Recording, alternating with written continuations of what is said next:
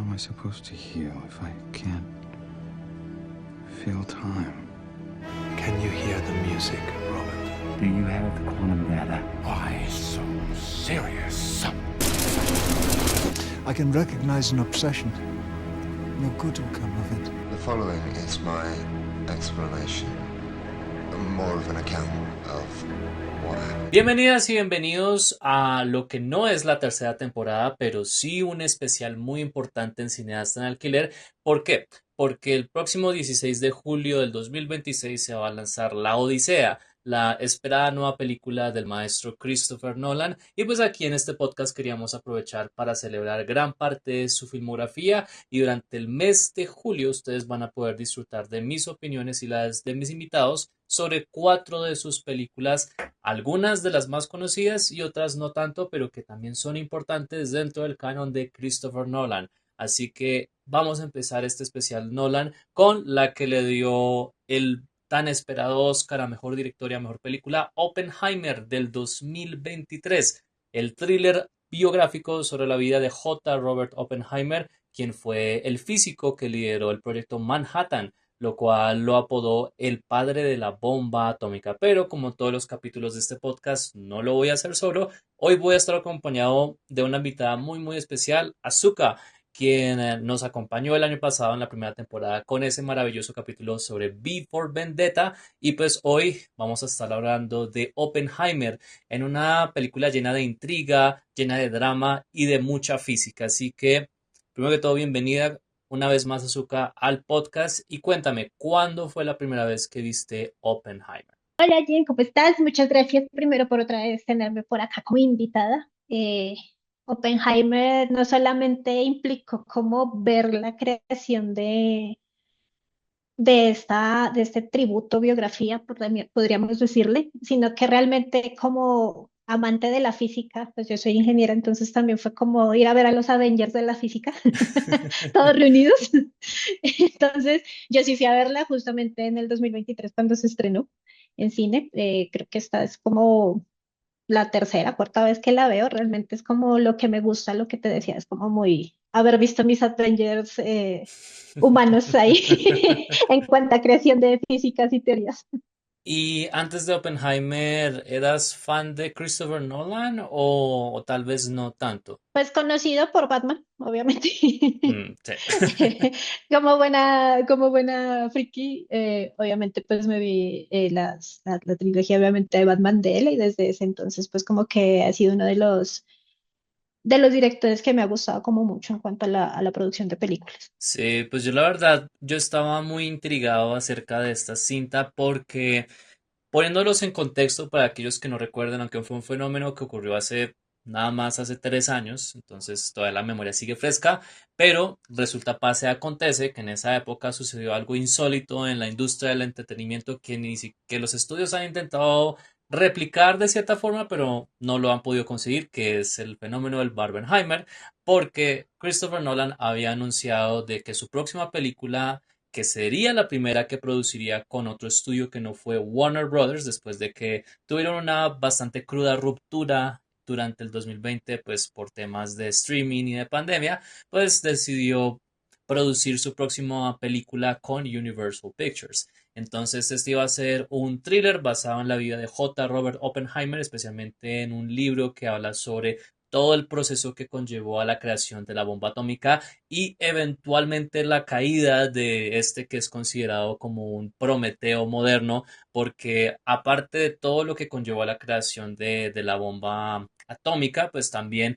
hay un contexto social y político que se explora bastante dentro de la película, que es como por ejemplo el tema del miedo hacia el comunismo, también las alianzas de ciertos partidarios de la industria tanto política como física de los Estados Unidos, y pues como el trabajo no solo de Oppenheimer sino de varios físicos que se que se unieron para crear una de las armas de destrucción masivas más imponentes en la historia de la humanidad, pues eventualmente tendrían que pagar las consecuencias por haber creado semejante monstruo ante la sociedad. Así que algo que había pasado muy interesante es que la película, a pesar de ser un drama biográfico que ya se había contemplado que iba a durar 3 horas y que iba a ser la primera película de clasificación R de Christopher Nolan desde Insomnio, si no estoy mal. Esta se iba a estrenar en la época de verano en julio. Y Warner, que era la compañía amiga, amiguis de casi toda la vida de Christopher Nolan, la que le produjo la trilogía Batman, Inception, Interstellar, entre muchas otras, pues probablemente en venganza decidió anunciar que su próxima apuesta arriesgada, que sería Barbie, sería estrenada el mismo día. Así que a mediados de julio del 2023 tuvimos el fenómeno del Barbenheimer, uno que gracias a los memes que generó la gente, pues generó bastante interés sobre dos películas que generalmente no son estrenadas en esa época de verano porque uno ve a mitad de años como los blockbusters donde hay explosiones, acción, superhéroes, ciencia ficción, fantasía, etcétera, pero dos películas donde hay personajes que se la pasan es hablando, no hay no hay acción básicamente y son como propuestas autorales de dos visiones muy distintas, en el caso de Oppenheimer, Christopher Nolan y en el caso de Barbie, Greta Gerwig, pues al final dio un vuelco muy inesperado al hacer que estas dos películas se convirtieran en los dos mayores éxitos del 2023 en el verano de ese año. Yo no he visto salas tan llenas desde antes de la pandemia y eso fue una grata sorpresa porque realmente mucha gente tal vez no se lo tomaba en serio y era como solamente seguir la tendencia, pero fue lindo ver a un montón de personas vestidas como Barbie o Ken y luego cambiarse el atuendo para ver Oppenheimer, poniéndose como corbatas, como sombreros y demás. Ahora ya se hace un poco más común, especialmente con las películas, los spin-offs de animes como Bleach o Kimetsu no Yaiba, donde uno ve a los fans ya con los trajes puestos, yendo a ver la película, pero en esa época era algo insólito que todavía nadie se explica cómo sucedió, pero bueno,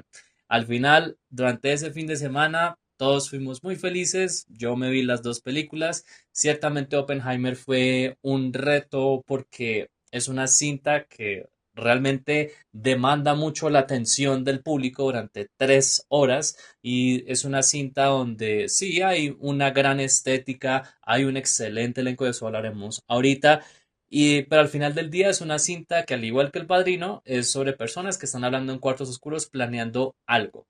No es algo lleno de explosiones, aunque hay una gran explosión en medio de la película, pero pues al final del día es un drama centrado en tanto antes, durante y después de la Segunda Guerra Mundial. Y pues como decía Azuka, básicamente reúne a los físicos más grandes del siglo XX, porque aquí tenemos a Albert Einstein, Edward Teller, tenemos a Niels Bohr, Werner Heisenberg también, entre muchos otros. Y es que recuerdo mucho que cuando se estaba anunciando el elenco de esta película, eh, cada vez que anunciaban un actriz distinta era como, wow, yo he visto a esa persona antes y era como un elenco, creo que uno de los mejores elencos que ha tenido Christopher Nolan en Totalmente. su carrera y no sé, pero a veces te pareció curioso ver como a tantos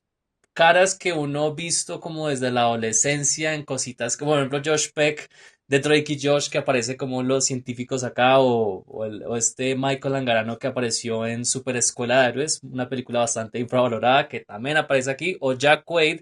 que también es conocido como Huey de The Boys, también apareciendo en esta película, pero digamos que tú que estás un poco más cercana a los terrenos de la física y conoces un poco más de la historia de estas personas, ¿cómo piensas que estuvo la elección de los actores con respecto a sus contrapartes? Porque creo que hay un gran trabajo ahí en la mayoría, especialmente con Cillian Murphy como el titular Oppenheimer, pero el que, no sé, uno de los que más me sorprendió fue Benny Safdie como Edward Teller, porque realmente es muy parecido al original y de hecho se hizo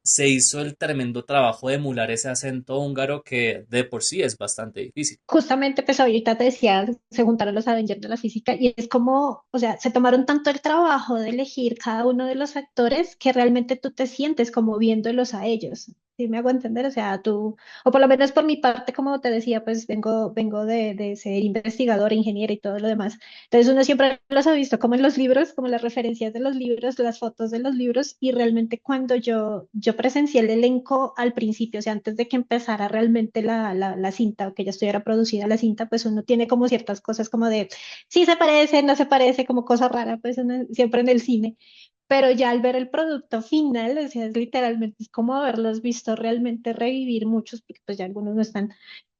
Inclusive el hecho de Albert Einstein, o sea, desde que lo muestran de lejos, o sea, en una parte de la película donde lo muestran allá viendo un lago, tú ya sabes que es Albert Einstein, o sea, es las actitudes, los acentos, la forma en que se mueven, o sea, obviamente ya estamos hablando de personas que estaban hace, que ya son, ¿cuántos años son de la bomba atómica? Bueno, eso es 1930 y pico, 38, que empezaron más o menos pues con el proyecto. Casi, casi Casi 90 90 años. años. Casi 90 años, o sea, por eso digo, ya ahorita no están vivos, pero pues, o sea, es como verlos en pantalla gigante y haberlos revivido. O sea, la elección del elenco a mí me pareció espectacular, la verdad, para producir esta cinta. Y sobre todo de Cillian, o sea, el hecho de que él sea Oppenheimer y que se haya tomado la molestia de emular, porque aparte de ser un científico, era un ser muy inteligente, entonces él era de los que aprendía idiomas muy rápido, de que se adaptaba, entre comillas, muy fácil pues a la sociedad, es exactamente verlo como lo describen justamente el libro se llama El Prometeo Americano. Entonces es como verlo directamente como las descripciones que daban justamente de él. ¿Y cómo sientes que la película logra balancear los distintos elementos? Porque esta es una cinta que dentro de su duración de 3 horas, pues casi se puede decir que trata de acaparar, pues no toda la vida de Oppenheimer, pero como los elementos más claves. Y en esos, pues nos da el ya mencionado contexto sociopolítico que había en la época porque pues Oppenheimer era una persona que tenía amistades dentro de los partidos comunistas que surgieron en Norteamérica a principios del siglo XX y que eventualmente coincidirían con la época del macartismo, donde prácticamente así sea porque tú tengas una amistad, un familiar que sea comunista, tú podrías ser tildado como comunista y eso te vetaría de muchas cosas, incluyendo trabajos, que es lo que le pasó a Dalton Trumbo, el guionista que escribió Espartaco, Stanley Kubrick, y que por eso mismo, por haber sido puesto en la lista negra por ser comunista, casi no le dan el crédito por ese guión, el cual pues le terminó dando su merecido Oscar a mejor guión original. Entonces, ¿cómo crees que la película se logra manejar entre esas diferentes vertientes y cómo crees que logra manejar a los diferentes personajes o qué crees que tal vez pudo haber mejorado con respecto al cómo se manejaba los personajes dentro de las múltiples tramas que tiene la película? Yo siempre he dicho que si él no hubiera sido partidario, hubiera asistido a las asambleas comunistas de su época, creo que ese juicio nunca hubiera existido.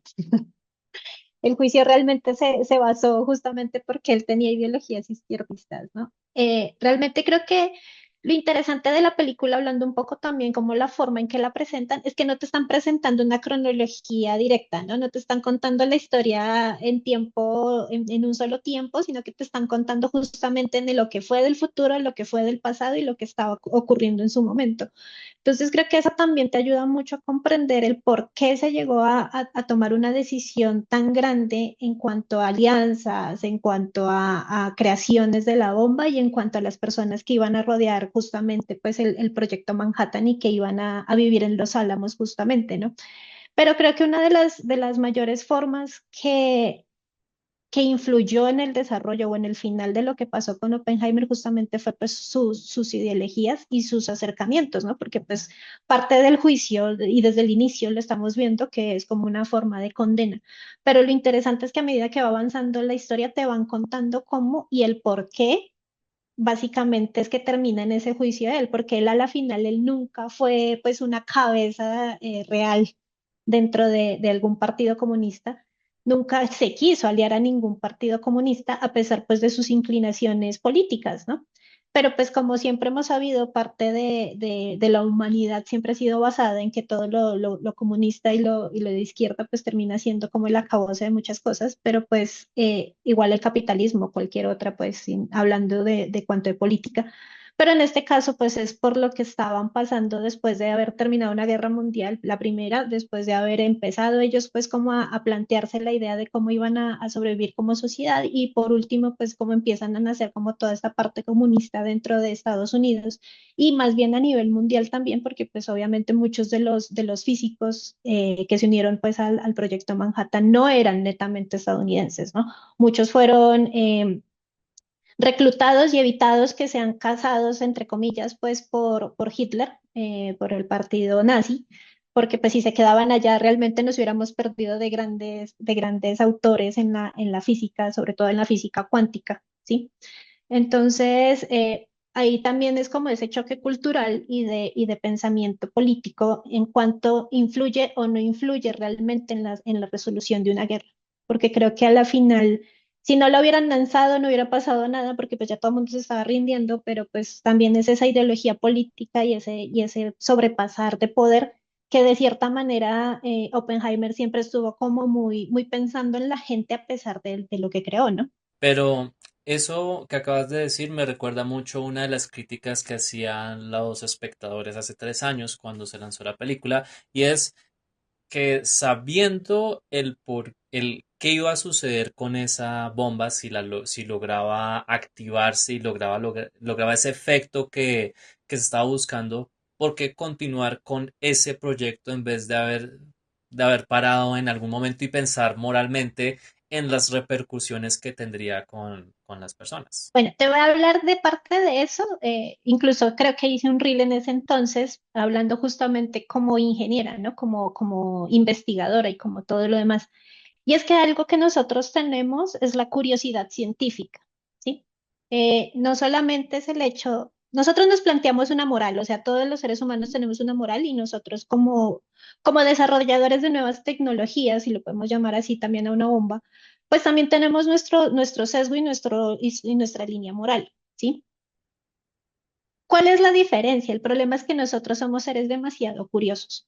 Y como científicos necesitamos saber, o bueno, como investigadores necesitamos saber a fondo si lo que estamos planeando, si lo que estamos planteando, si la teoría que se formó, si la hipótesis que estamos saliendo realmente funciona,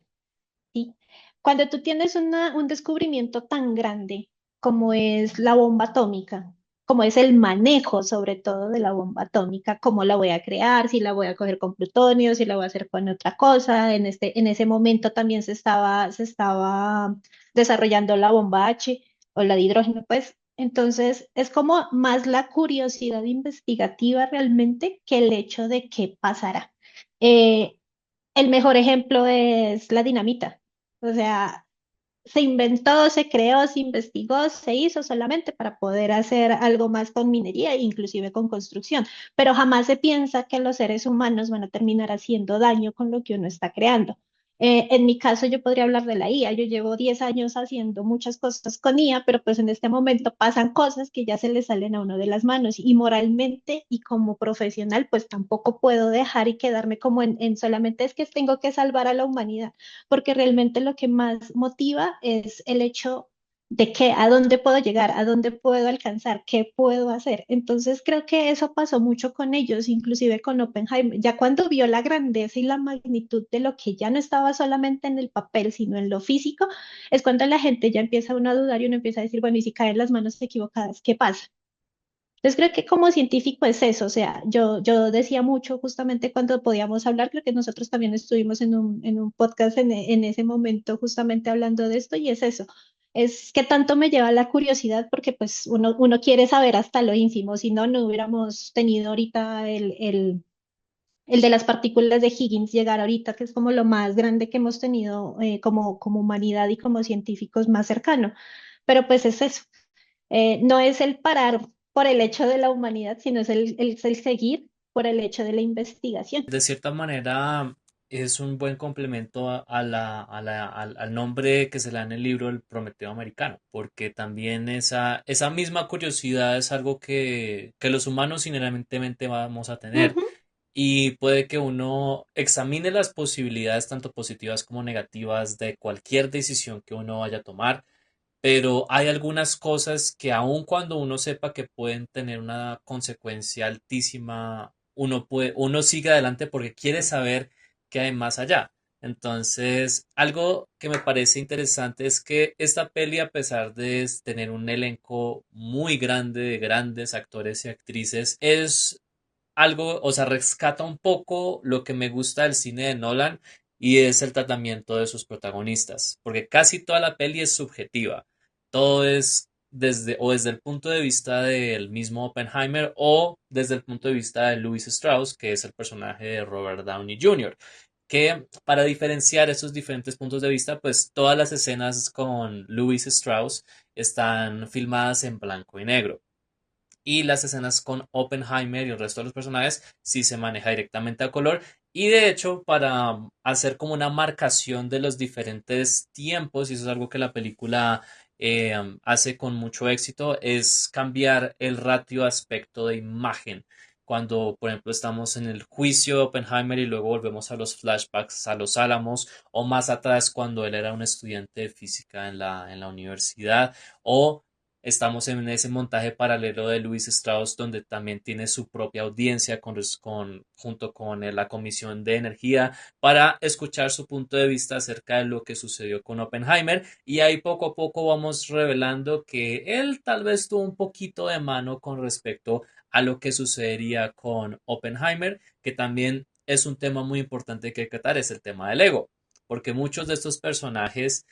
deciden básicamente acabarse los unos a los otros, no tanto por las repercusiones morales de la guerra o de la creación de la bomba, sino más que todo por su propio orgullo. Y Millones. eso, o sea, lo que termina logrando que muchos de los que eran aliados, supuestamente Oppenheimer, les den la espalda a él y al poco a poco se quede sin sus amistades, sin sus aliados, etcétera, etcétera, hasta ese final cuando ya después de mucho tiempo le dan como un perdón y está esa famosa escena cuando ya Edward Teller se le acerca a él y a su esposa Kitty Oppenheimer, interpretada por la magnífica Emily Blunt, y le va a dar la mano, él le da la mano, pero ella lo mira con un ojo de que te voy a matar porque eres un traidor de esto. Entonces, eso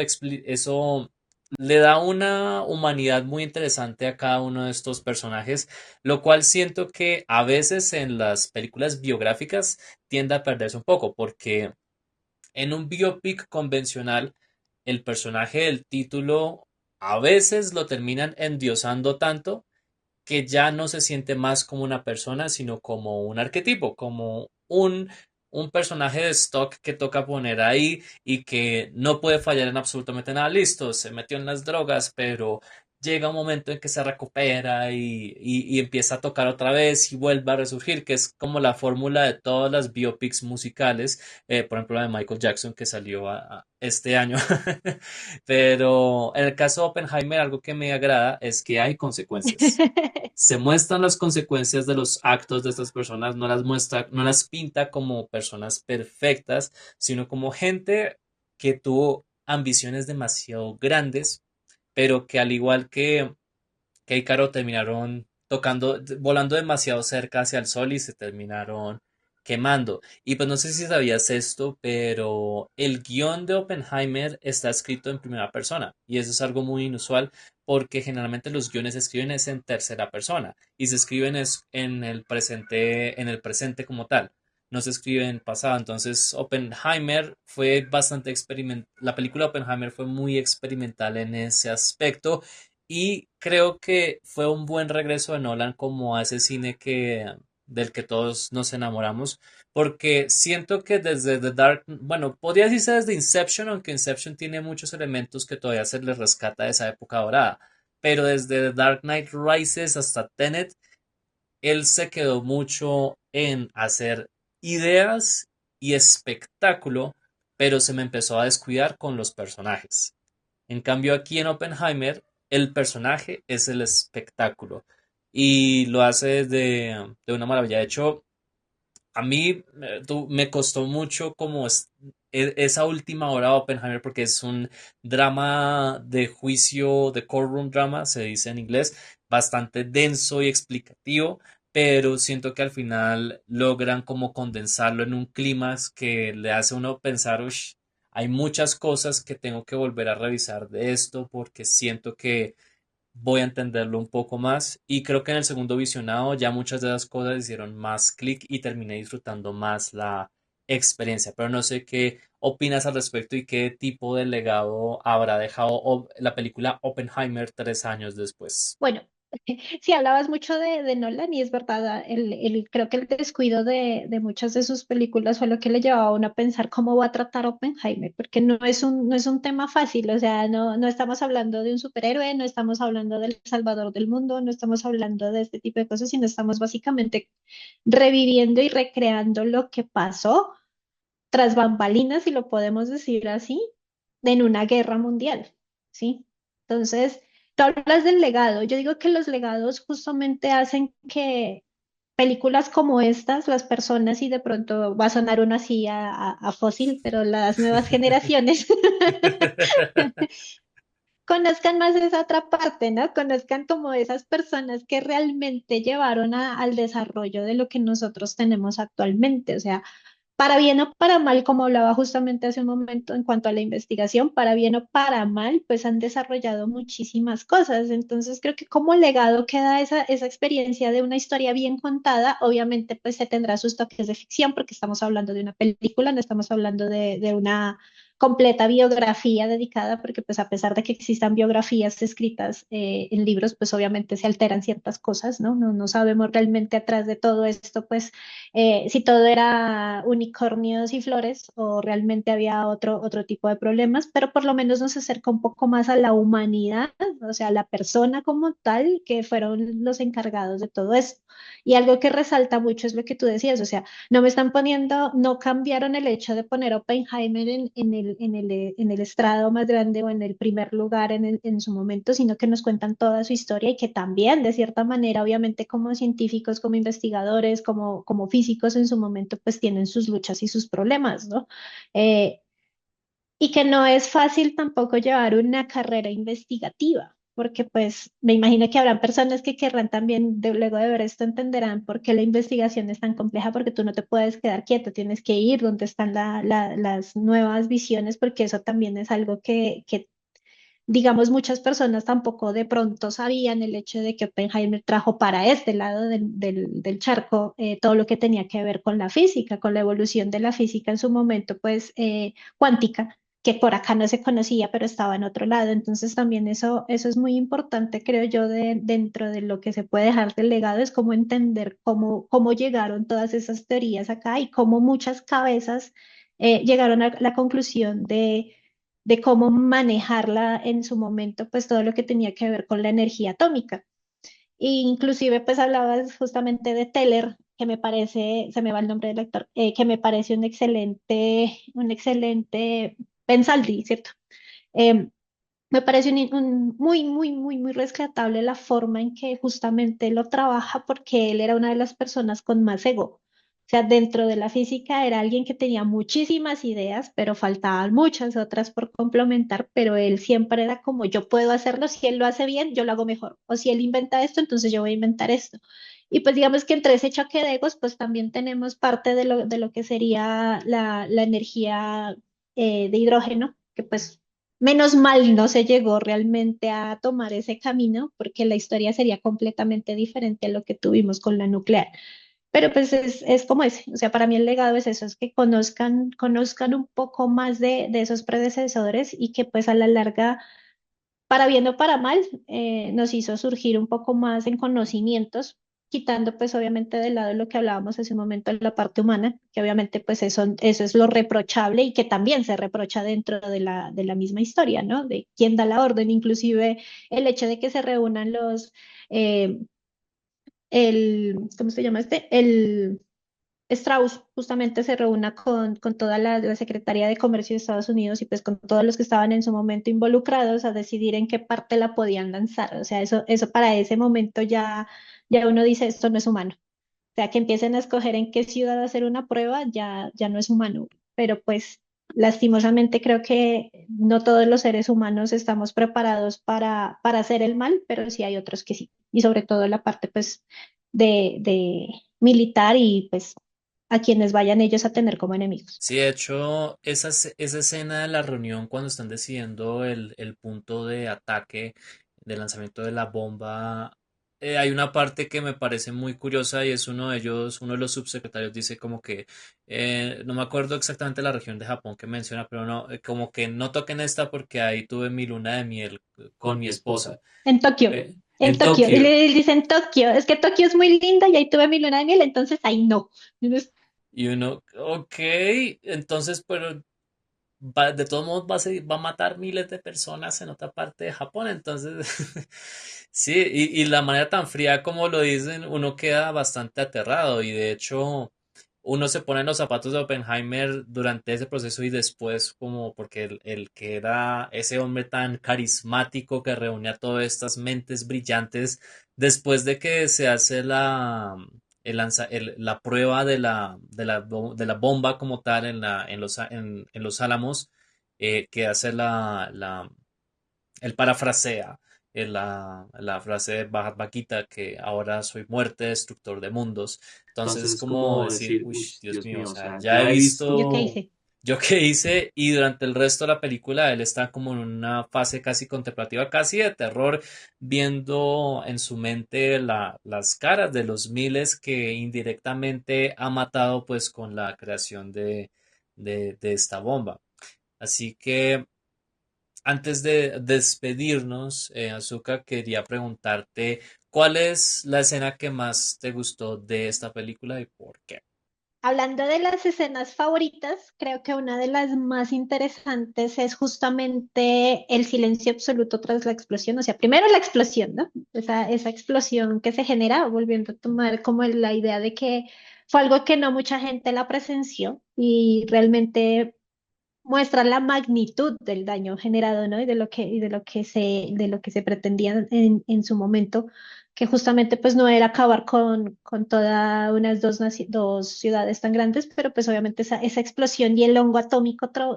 sobre todo es verlo visualmente en una pantalla gigante, es como si te sintieras ahí. Inclusive yo creo que el toque que le da justamente en ese momento al silencio absoluto es como ese momento en que realmente te pone, tú mismo empiezas como a reflexionar realmente qué es lo que está pasando y qué es lo que genera, ¿no? ¿Qué es lo que generó esta, esta, esta explosión? Creo que se llamaba la prueba Trinity, si no estoy mal, en su momento. Entonces, esa fue una. Y creo que otra también es la que tú decías cuando él dice, ahora me he convertido en la muerte, soy el destructor de los mundos, y justamente así se lo conoce justamente Oppenheimer en muchas partes, aparte de ser pues el físico, el desarrollador de muchas otras cosas, de muchas teorías, pues realmente él se lo conoce también como el destructor de los mundos. Entonces, esa frase cuando él reflexiona también me parece súper interesante. Y también de pronto diría que cuando se pone a hablar al final con Einstein, cuando están como los dos cerrando ese ciclo, pero sobre todo generando todas las dudas del qué pasó, ¿no? Del qué pasará después de lo que lo que acabo de hacer. Porque a la final es como la conclusión de los pocos encuentros que se muestran durante toda la película con Einstein y que básicamente es lo que te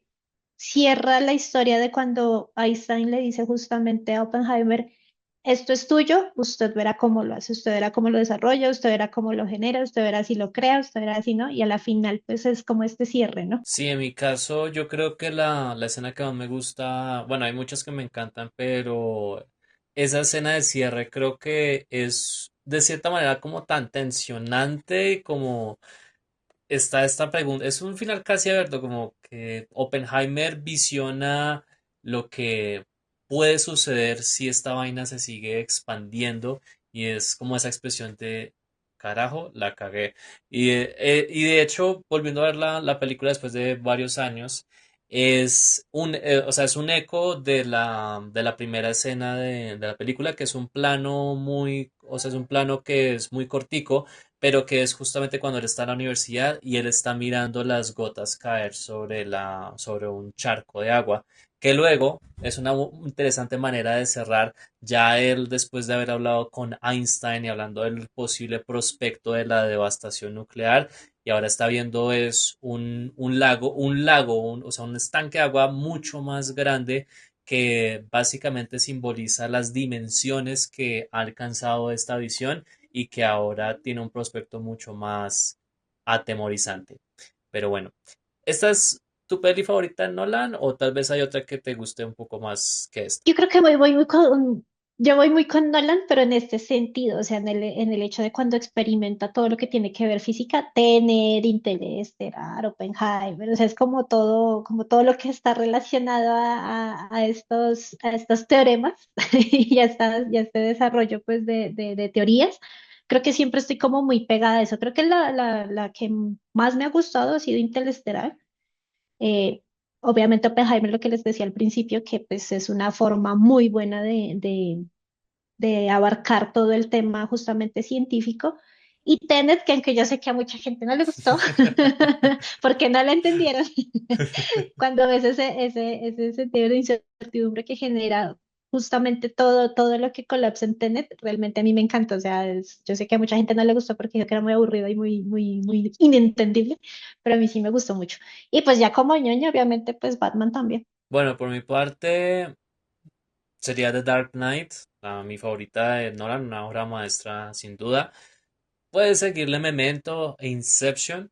pero algo que hay que acotarle que incluso cuando no soy muy fan de esa era de grandes ideas y espectáculo, pero no personaje, ninguna de sus pelis me ha parecido mala o aburrida. Y eso es algo muy meritorio, porque tan solo hacer una película es difícil, hacer una película buena es mucho más difícil. Y imagínate hacer diferentes grandes películas, eso es aún más titánico. Y creo que él lo dijo, creo que en una entrevista, que él siempre trata de hacer cualquiera de sus películas como si fuera la última, porque uno nunca sabe cuándo va a tener ese chance otra vez de poder expresarse de esa forma. Ahora, pues él ha sido muy afortunado y pues se lo ha merecido de cierta manera poder promocionar sus pelis como una peli de Christopher Nolan, aun cuando tienes a un Matt Damon, un Anne Hathaway, un Cillian Murphy, un Christian Bale, un Leonardo DiCaprio con Inception, la gente al final va a saber la peli de Christopher Nolan. Y creo que no muchos directores tienen eso. ¿Sabes? O sea, no, muchos directores no tienen eso de que uno tenga la expectativa de ver qué me va a mostrar Nolan como director, sino que casi siempre uno de los directores que sigue es quién va a ser el protagonista, quiénes van a ser los que están en esa película. Casi siempre uno tiene como la expectativa más fija justamente en quién va a hacer la película en cuanto a actrices y actores, que el hecho de generar la expectativa solamente por ser un director.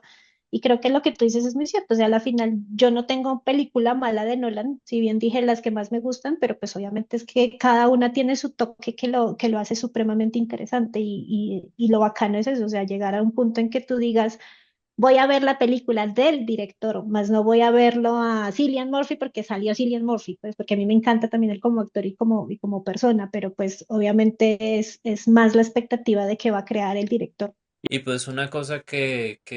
me parece bellísimo de Oppenheimer es que Cillian Murphy, después de tantos años trabajando con Nolan como más que todo actor de reparto que se roba cada escena, por fin se le dio el chance de protagonizar una peli de Nolan y pues salió muy bien porque es un extraordinario actor que puede hacer cualquier tipo de rol, hasta en películas malas como In Time creo que él hace un gran trabajo y siempre va a ser el que más se destaca, pero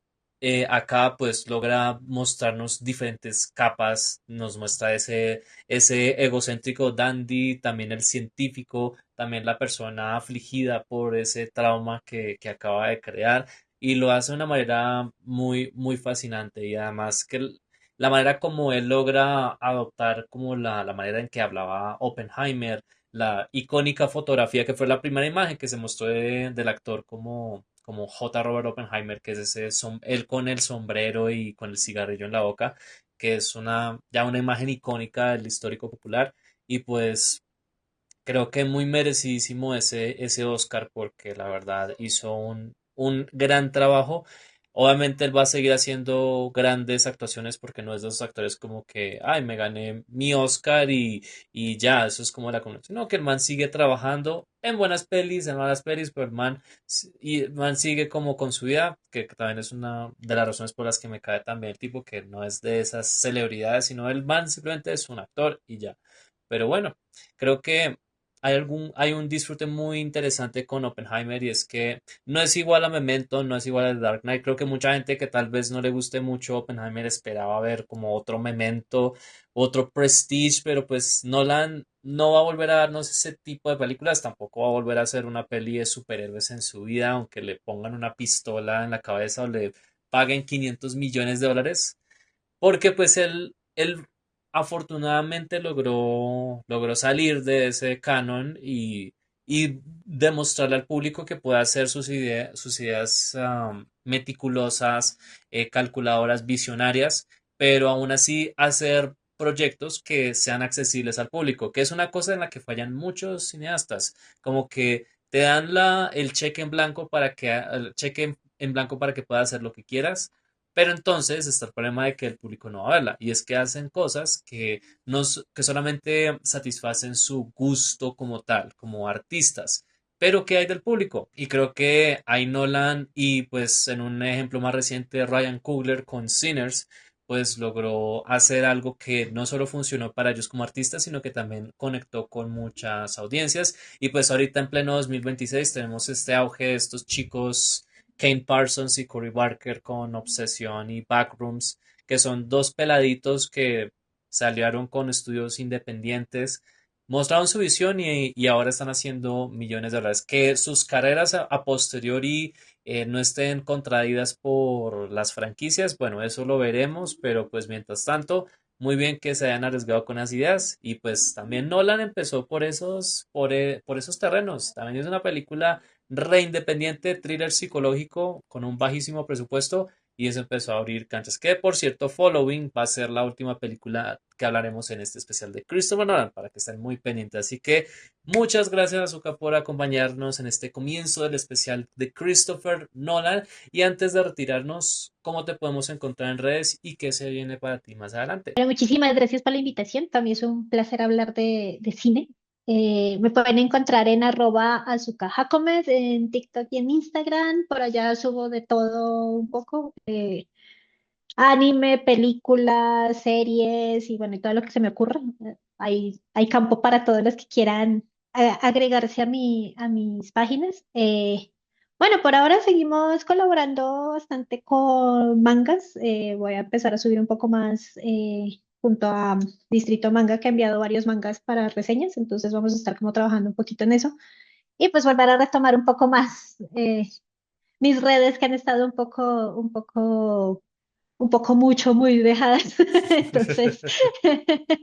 vamos a volver otra vez como a retomar y para que ustedes se den ahí enterados de varias cositas también. Y a mí me pueden encontrar como J Cárdenas Flix en todas mis redes sociales. También recuerden que Cineasta en Alquiler tiene su propio Instagram para que lo puedan checar también. Todos los viernes de julio vamos a estar hablando de una película distinta de Christopher Nolan y recuerden que la tercera temporada comenzará en septiembre de este año para que estén muy atentos. Van a haber bastantes aniversarios, van a haber muchas sorpresas y espero que lo puedan disfrutar. De todos modos, recuerden que la primera y segunda temporada ya están aquí en YouTube Music. Pueden checar la playlist que les dejé para que puedan ver o escuchar todos los capítulos que hemos hecho hasta el momento. Así que muchas gracias una vez más, Azuka. Gracias a ustedes, queridos oyentes y espectadores. Espero que hayan disfrutado de este capítulo. Espero que estén haciendo su maratón de Christopher Nolan ya para ver cómo se desempeña con la Odisea. Así que un abrazo enorme. Muchas gracias por conectarse y nos vemos la próxima semana. Chao, chao.